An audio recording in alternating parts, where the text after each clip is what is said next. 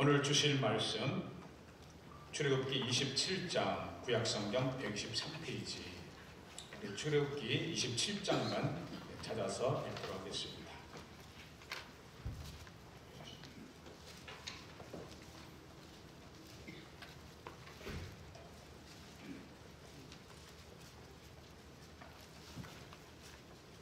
한 절씩 교도하겠습니다. 출애굽기 27장 13절 제가 보겠습니다.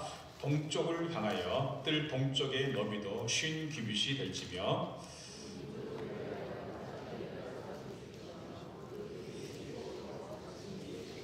문 저쪽을 위하여도 포장이 15규빗이며 그 기둥이 셋이요 받침이 셋이며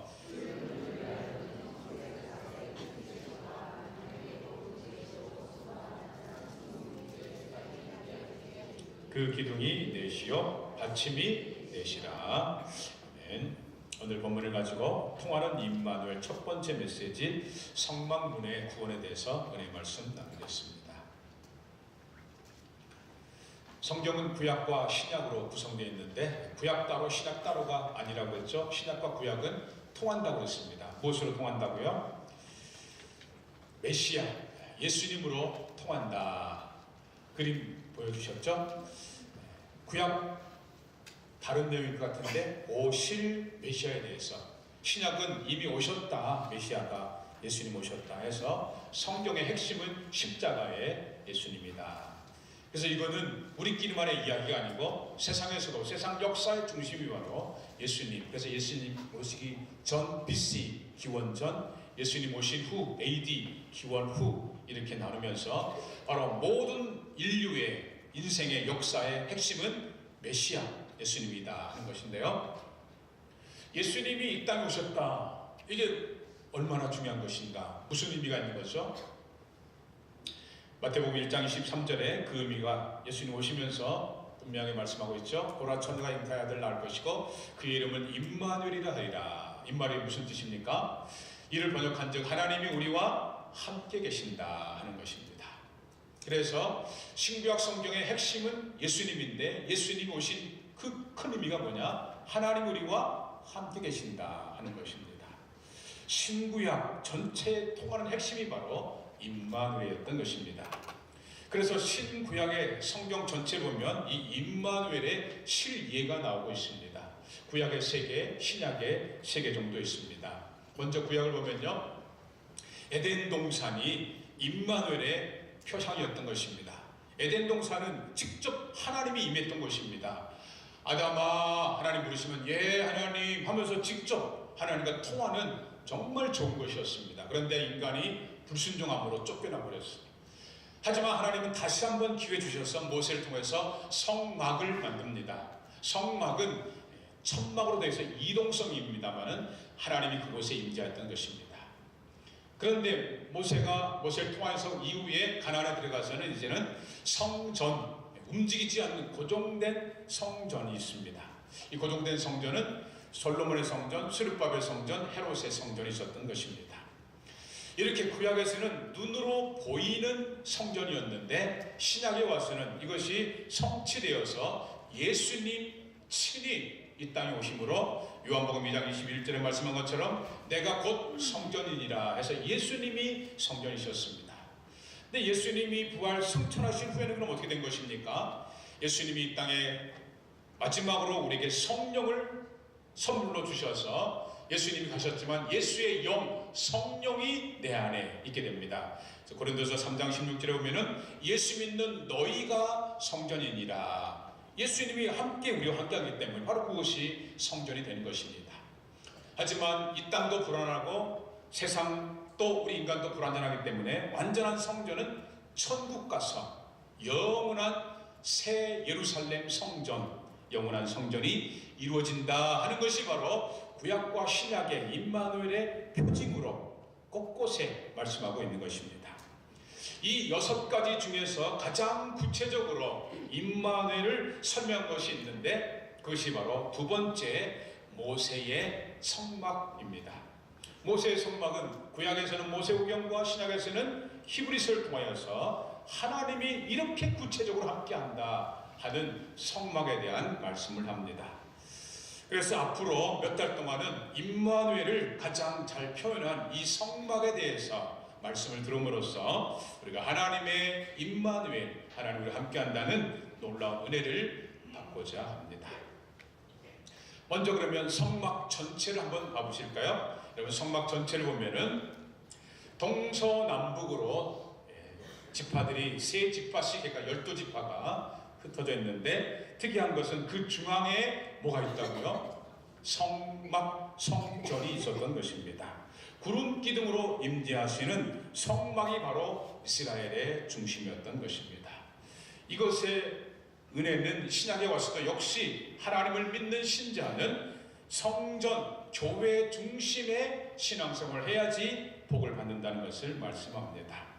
사랑하는 여러분, 2018년 한 해 동안에 하나님이 임재하는 이 성전, 교회 중심으로 신앙생활해서 구름기둥, 불기둥의 축복을 우리 다 같이 받기를 소망합니다.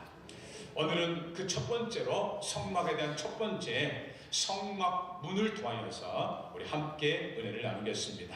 성막 문 어디 있습니까? 맨 앞에 성막 문이 있었던 것입니다. 성막 문을 통해서 오늘 우리가 세 가지의 하나님 주시는 은혜를 찾고 함께 기도하려고 합니다. 첫 번째, 이 성막 문이 주는 의미는 무엇인가? 출애굽기 27장 오늘 본문 13절에 첫 번째 의미가 있습니다. 13절 봅시다. 13절에 보면 이 성막 문의 방향이 나오십니다. 어느 쪽을 향하라고요? 동쪽을 향하여 뜰 동쪽의 너비가 50규빗이 될지라 하면서 이 성막 문의 방향은 동쪽을 향하도록 되어 있습니다. 하나님이 임재하시는 임마누엘 성막 문의 방향이 동쪽이다. 이것이 무엇을 의미할까요? 뭐 서쪽도 할 수도 있고 남쪽도 북쪽도 할 수 있을 텐데 굳이 동쪽을 향하라 하나님 말씀하신 이유가 무엇일까요? 민수기 2장 3절에 그 의미를 말씀하고 있습니다. 자, 동쪽이 어느 쪽이라고요? 동방은 어느 쪽이라고요? 뭐 하는 쪽이라고요? 해 돋는 쪽에, 해 돋는 쪽, 그곳이 동쪽이기 때문에 그 성막의 문을 동쪽에다 낼지라 말씀하고 있습니다. 해가 비춘다. 이건 또 무슨 의미일까요? 성막 문에는 해가 비춰야 되는데 해가 비춘다는 것은 너무나 중요해가지고 성경의 맨 첫 장부터 이 빛에 대해서 나오고 있습니다. 창세기 1장부터 봅시다. 태초에 하나님이 천지를 창조하시니라. 모든 우주를 창조하셨는데 우주 창조할 그때의 첫 순간 어떻게 됐냐면은 이 땅이 혼돈하고 공허하며 뭐가 깊음에 있다고요? 흑암이, 깜깜한 흑암이 이 세상에 있었던 것입니다. 그런데 3절에 보니까 하나님이 이르시되 이 세상, 어두운 세상에 가장 첫 번째로 하나님이 창조하신 것이 뭐라고요?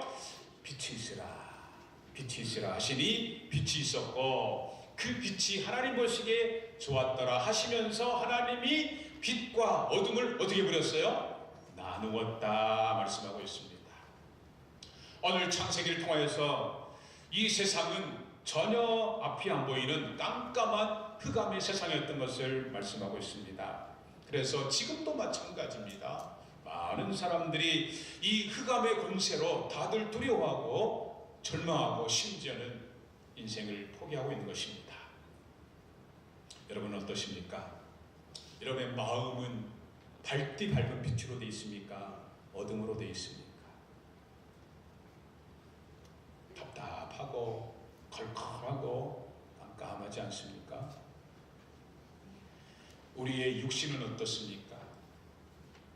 나이가 들수록 병들고 아프고 그러다 보니까 우울하고, 아픈 것이 나이 든 사람만 있습니까? 병원에 가고 오십시오.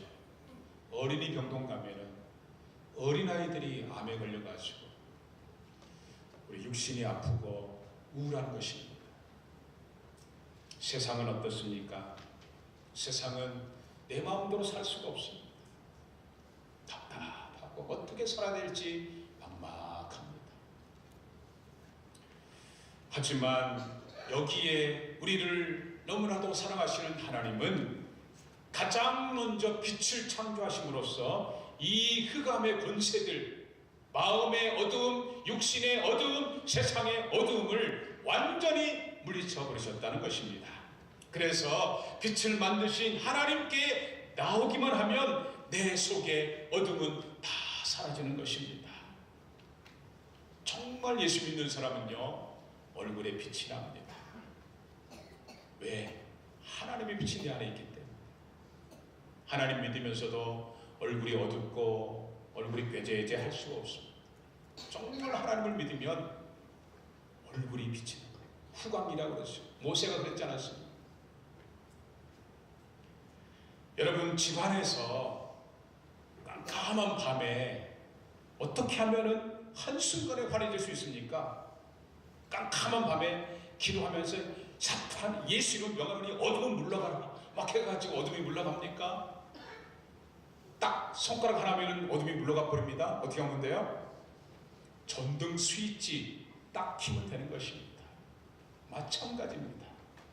내 안에 이 세상에 어떤 어둠이 있다 할지라도 항상 우리와 함께 하시는 임마누엘의 빛 대신 주님께 나오기만 하면 모든 흑암의 권세는 다 떠나갈 줄로 믿으시기를 바랍니다. 이것은 신약의 예수님에게서도 동일하게 말씀합니다. 요한복음 8장 12절에 예수님께서 자신을 뭐라고 말씀합니까? 예수께서 또 말씀하셨을 때 나는 세상의 무엇이라고요? 빛이다. 또 그래서 나를 따르는 자는, 나에게 나오는 자는 어둠이 다 사라지고 무엇을 얻으리라고요? 생명의 빛을 얻으리라. 예수님은 빛이시다. 그래서 귀신 들려서 평생 암흑 속에 살았던 사람도 생명의 빛이신 예수님께 나와서 기도받고 귀신에서 해방되었습니다. 너무나 많은 눌림이 우리에게 있습니다. 귀신이 누르고 세상이 누르고 사람들이 누르고 환경이 나를 누른다 할지라도 빛 대신 예수님께 나오면 우리는 진리 안에서 자유를 얻게 될 줄로 믿습니다. 38년 된 병자, 평생 깜깜한 인생, 소망이 없는 인생입니다. 왜요? 우리가 3개월만 알아도요, 아우 왜 이렇게 처음에는 아프십니까? 하다가 왜 이렇게 아파? 3년 되면요, 자식도 긴병에 고지없습니다. 2주 전에 요양원에 누워있는 우리 권사님들 신방하는데 얘기를 들어보니까 자녀들도 이제 안 온대요. 긴병에 효자 없는 것입니다. 38년이나 알았으니 아무도 없습니다. 자기를 옮겨줄 사람도 없습니다. 정말 소망이 없는 인생입니다. 또 나면서부터 소경된 자, 38년 된 병자나 귀신 들린 자나 그래도 후천적으로 조금 인생 살다가 후천적으로 됐는데 나면서부터, 태어나면서부터 소경인 사람은요, 처음부터 정말 아무것도 안 보이는 흑암의 인생, 깜깜한 인생이었던 것입니다. 하지만 생명의 빛 대신 예수님께 나와서 고침받고 박띠밟은 인생으로 살았다고 분명히 신약 성경에 기록된 것 여러분 믿으십니까? 성경 통독한다, 내가 일독했다, 제자 훈련했다, 내가 다 배웠다, 그래서요, 배운 것은 배운 거로 끝난 거 아닙니다. 내 안에 믿음으로 가져와야지, 내 것이 되어야지 내 삶이 변화되고 내 안에서 빛이 일어날 줄로 믿습니다. 여러분, 생명의 빛으로 오신 이런 예수님을 믿으십니까? 믿으십니까? 오늘 이 시간 나의 깜깜한 인생, 세상의 깜깜함을 생명의 빛 대신 예수님 이름으로 기도해서 다 치유받으시기를 빛 대신 예수님 이름으로 축원합니다. 두 번째 성막문은 하나밖에 없다는 것입니다. 이번에 동계올림픽 경기장 스테디움을 보니까 몇만 명만 들어가는데도 문이 수십 개입니다. 많이 들어갔다가 많이 나와야 되니까요. 지금 저 이스라엘은 지금 세지파 12지파가 지금 약 200만 명, 수백만 명입니다. 하나님 한 번 만나려고 하면 성막에 나오려면 이게 복잡해가지고 출입문을 여러 개 만든, 최소한 뭐 동쪽만 아니고 서쪽, 남쪽, 북쪽 4개 정도 만들어야 될 텐데 아니요, 성곽문은 몇 개라고요? 딱 하나. 왜 그럴까요? 하나님께 나오는 길은 딱 문이 하나라는 겁니다. 그래서 오늘 신약의 본문 요한복음 10장에 예수님께서 친히 뭐라고 말씀합니까? 예수께서 다시 이르되 내가 진실로 진실로, 이 말은 최상의 강조법입니다. 성경 복음서 읽다가 진실로 진실로 그러면 눈을 확 떠야 됩니다. 최상의 강조법 뭐가요? 나는 예수는 양의 문이다. 내가 문이니 누구든지 나로 말미암아 들어가면 구원을 받고 또 들어가면 나오면 꼴을 복을 얻으리라 말씀합니다. 요한복음 그 뒤에 14장에는 더 노골적으로 되어 있습니다. 예수께서 이르시되 내가 곧 길이요 진리요 생명이니, 다 같이요 시작. 나로 말미암지 않고는 아버지께 올 자가 없느니라. 너무 노골적이에요. 나 아니면 하나님께 나올 수가 없다. 하나님께 나올 수 있는 것은 양의 문, 유일한 예수님 문 하나밖에 없다는 것입니다. 여러분, 예수님만이 유일한 구세주인 것을 여러분 믿습니까? 교회 다니지만 이런 분도 있습니다. 다 같은 종교인데 부처 뭐 가도 특별히 조상신을 믿어도 구원받는 거 아니냐? 다 종교인데 뭐로만 가도 서울만 가면 되는 것이지. 정말 그렇다 그러면 정말 저는 인간적으로 여러분에게 말씀드립니다. 이렇게 열심히 교회 나오지 마십시오. 굳이 그렇게 하면 이렇게 열심히 나옵니까? 그래서 1년에 몇 번 산에 가면서 절에 가고 1년에 몇 번 명절 제사 좀 지내고 그러면 되자는 거 아니에요? 이번 주 명절 온 가족이 모이는데 불신자들 가족 앞에서 예수님만이 유일한 구세주입니다 고백하는 성도는 그 주님께서 그 사람을, 그 성도를 책임져 주시겠다고 마태복음 10장에 예수께서 분명히 선언하고 계십니다. 누구든지 사람 앞에서, 가족들 앞에서 어떤 사람들을 할지라도 나를 시인하면, 예수를 구세주로 시인하면 하늘에 계신 내 아버지 앞에서 그를 시인할 것이고, 누구든지 사람 앞에서 나를 부인하면 나도 하늘에 계신 내 아버지 앞에서 그를 부인하리라. 회사에서 많은 남자들이, 많은 회사원들이 당신 교회 나갑니까? 뭐 교회 나간다고 하기보다는 그냥 그렇습니다. 어쩌자는 거예요. 명절날 되었는데 또 요새 교회 나가는 것 같아. 제가 교회 나가는 게 아니고 어쩌자는 겁니까? 우리의 신앙이라는 것은 예수님만이 유일한 구세주라고 고백한다면 그 유일한 구세주께서 우리 인생을 책임져 주신다는 것입니다. 이것이 바로 우리의 신앙입니다. 한국교회 온 교우들의 설문조사 해가지고 이제까지 목사님들 중에서 가장 존경받는 목사님 누군가 했더니 1위가 옥하는 목사님입니다. 옥하는 목사님은 평소에 이렇게 살았기 때문에 묘소 입구에도 이런 현수막을 붙이고 계십니다. 예수님의 신실한 제자가 되기를 원합니다. 옥 목사님은 설교하시다가도 예수님의 신실한 제자 되기 원합니다. 평소 때 항상 즐겨 부르는 찬송이 이 찬송이었습니다. 이 찬송 가사는 어떻게 시작됩니까? 나 무엇과도 주님을 바꾸지 않으리, 다른 어떤 은혜도 구하지 않으리, 오직 주님만이 내 삶의 도움이시니 주의 얼굴 보기 원합니다. 주님 사랑합니다.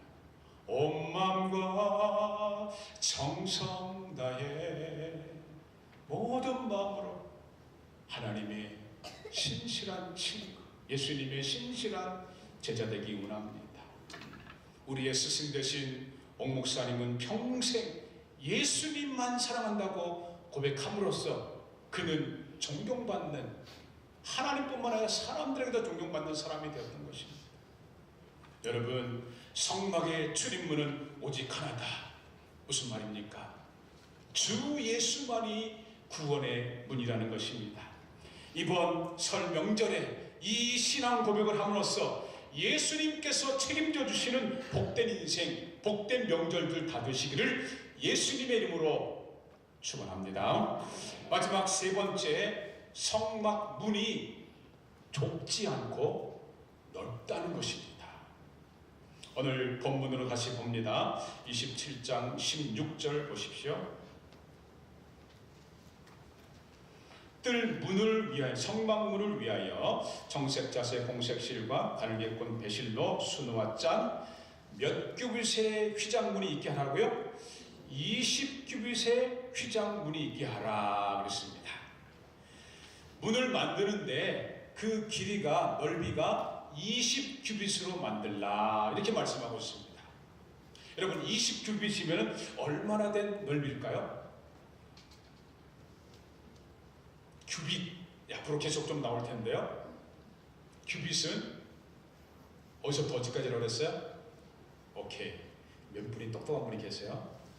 요 손가락 끝에서 팔꿈치까지 요 길이, 특별히 장년의 남자의 팔꿈치, 팔 길이를 말합니다. 그러면 센치로 말하면 한 45cm에서 50cm 됩니다.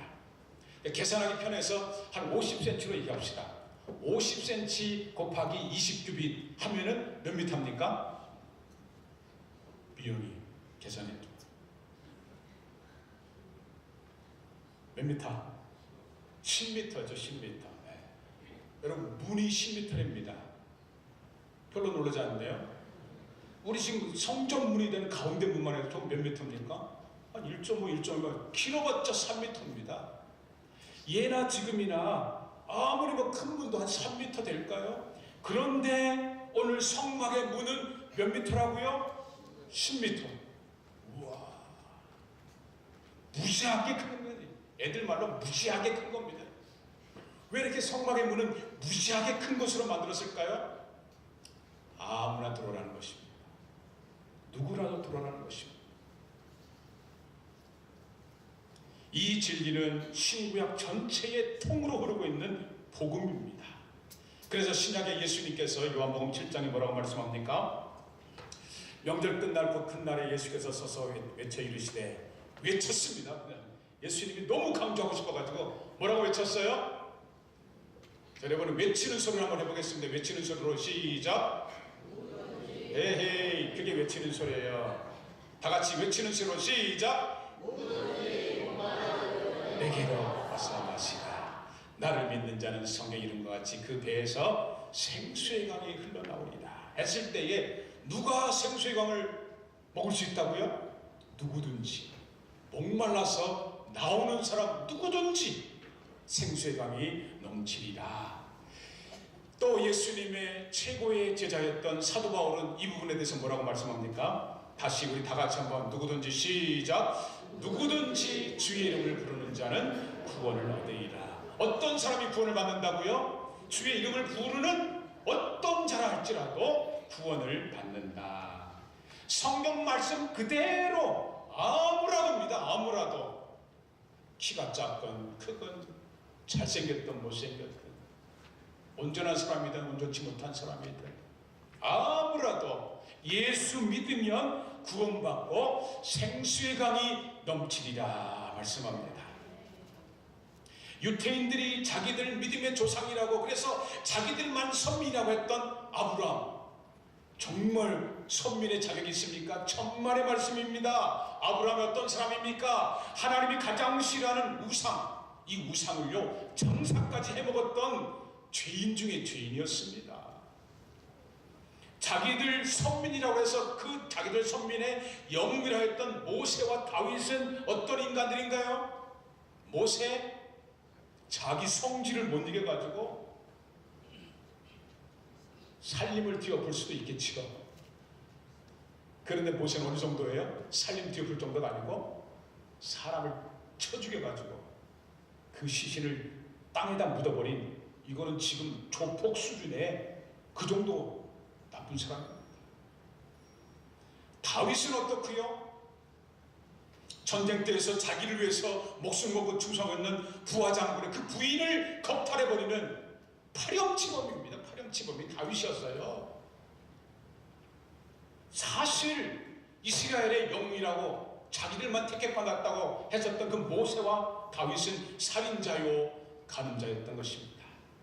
하지만 아무리 진짜 살인하고 진짜 간음했다 할지라도 주님께 나와서 눈물로 다윗은 얼마나 울었든지 침상이 떠나갈 정도라는 것을, 이 정도는 회개해야 된다는 거죠. 진심인 거죠. 그런데 진심으로 회개하는 자라면 누구라도, 간음한 자랄지라도 살인자랄지라도 천국 백성이 되고 축복받는 인생이 된다는 것입니다. 심지어는요, 예수님께서는 어떤 사람까지 구원해 주셨죠? 누가복음 23장에 아주 자세하게 기록되고 있습니다. 달린 행악자 중에 하나는 십자가에 예수님 달렸는데 양쪽에 또 다른 행악자 죄인이 달렸습니다. 한쪽에 있는 죄인이 예수님 향해서 비방합니다. 네가 그리스도야? 그러면 내려와서 나를 좀 구원해봐. 그랬더니 한쪽에 있는 강도가 또 이렇게 얘기합니다. 야, 이 사람아, 꾸짖습니다. 너나 나나 정말 죄를 범하고서 정죄를 받고서 하나님을 두려워야 하지 않겠느냐? 어디 말이지 자기 죄를 내려놓고 또 비방하느냐? 우리는 우리가 행한 일에 상당한 보응을 받는 것이 마땅한 거지만 이 사람은, 예수님은 행한 것이 옳지 않은 것이 없는 일을 하고 이르되 예수여 당신의 나라 임하실 때에 나를 기억하시옵소서 하니 예수께서 이르시되 내가 진실로 너에게 이르노니 오늘 내가 나와 함께 낙원에 있으리라. 평생을 강도짓만 하다가 살아온 흉악범입니다. 흉악범. 그래서 가장 강력한 사형 집행기구였던 십자가에 못 박힐 정도로 이 세상에서는 정말 소망이 없는 그런 인간이었습니다. 그런데요, 이 인간이 죽기 직전에 달랑 한 번 신앙 고백합니다. 주여, 내 평생 살아온 길을 뒤돌아보니 걸음마다 좌우마다 다 죄뿐이네요. 그런데 당신 예수를 보니까 분명 죄가 없으신데도 십자가에 달린 걸 보니까 우리들을 위해서, 나를 위해서 죽는 것이 분명합니다. 그래서 이 시간 주님만이 오직 나의 모든 죄를 용서해 주실 줄로 믿습니다. 이렇게 회개하오니 주 예수여 당신의 나라 천국에 가실 때에 이 죄를 좀 꼭 기억해 주십시오. 여러분, 지금 이 강도는요, 정말 일평생 내내 나쁜 짓만 했던 진짜 죄인입니다. 우리는 가짜 죄인이잖아요. 우리는 착한 일도 하잖아요. 가짜 죄인입니다. 근데 이 죄인은요, 진짜 죄인이에요. 평생 나쁜 짓만 했다. 그런데 겨우, 그것도 죽기 직전에 마지막 딱 한 번 신앙 고백을 했을 뿐인데 주 예수께서 뭐라 해요? 그래, 죽기 바로 직전 마지막 회개할지라도 누구든지 주의 이름을 부르는 자는 구원을 얻으리라. 그렇습니다. 성막의 문이 햇빛이 빛나는 동쪽을 향하고 문이 하나밖에 없는데도 아주 그 문이 넓다는 것은 누구든지 어떤 사람이라도 손가락질해서는 안 되는 것입니다. 어떻게 저런 분이 목사야 장로야, 어떻게 저런 분이 권사야, 손가락질해서는 안 되는 것입니다. 누구라도 진심으로 주의 성전에 교회 나와서 예수님을 부르면, 회개하면 다 용서해 주시고 구원해 주시고 구름기둥 불기둥을 인도하시는 정말 좋으신 하나님이라는 겁니다. 저를 포함해서 어느 누구라도 내가 의로워서, 내가 잘나서, 내가 무엇을 해서 나는 구원받았습니다 하는 분 있습니까? 아무도 없다고 성경에서 분명히 얘기하지 않습니까? 더 잘나봤자 도토리 기적입니다. 다른 사람에 대해서 손가락질하고 정죄하고 그것처럼 나쁜 것이 없습니다. 정말 자기 꼬라지를 모르는 겁니다. 내가 얼마나 악한 죄인 것을 깨닫고 눈물로 하나님께 나오는 자가 하나님께 은혜 받고 구원받고 빛으로 구름 기둥으로 축복받는 복된 인생이 되는 것입니다. 사랑하는 여러분, 2018년 1년 내내 임마누엘 성전 중심, 교회 중심 신앙으로 이런 축복을 다 받아 누리시기를 예수님 이름으로 축원합니다. 우리 찬양하겠습니다. 나 무엇과도 주님을 바꾸지 않겠습니다. 다른 어떤 은혜도 구하지 않겠습니다. 오직 주님만 내 삶의 도움이십니다. 주님 사랑해요. 온 마음을 다해서 하나님의 신실한 친구 되기 원합니다. 찬양하며 기도하겠습니다.